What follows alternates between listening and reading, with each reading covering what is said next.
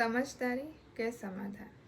તમે તો બહુ સમજદાર છો, પણ ક્યારેક વિચાર્યું છે તમારી આ સમજદારી ક્યાંક તમારા માટેનું સમાધાન તો નથી બની જતું ને? તમે તો બહુ સમજદાર છો આ વાક્ય સાંભળવામાં ખૂબ સુંદર લાગે છે, પણ ઘણીવાર જે વ્યક્તિ હંમેશા બીજાને સમજી લે છે એની પાસેથી જ સૌથી વધુ સમજવાની અપેક્ષા રાખવામાં આવે છે. એ તો સમજી જ જશે, એને તો વાંધો નહીં હોય, એને કહીશું તો એ માની જ જશે.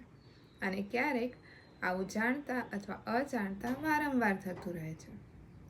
જે સમજદારીથી શરૂ થાય છે એ ધીમે ધીમે સમાધાન બની જાય છે, અને ક્યારેક એટલી શાંતિથી કે પોતાને પણ ખબર નથી પડતી કે ક્યારેક બીજાને સમજવાની આદત પોતાને ભૂલી જવાનું કારણ બની જાય છે.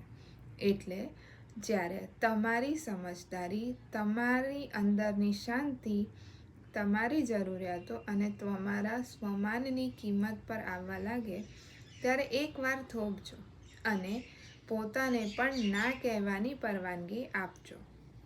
કારણ કે દરેક વાતમાં સમાધાન કરવું સમજદારી નથી, અને દરેક વખતે પોતાને પાછળ રાખવું નિસ્વાર્થતા નથી.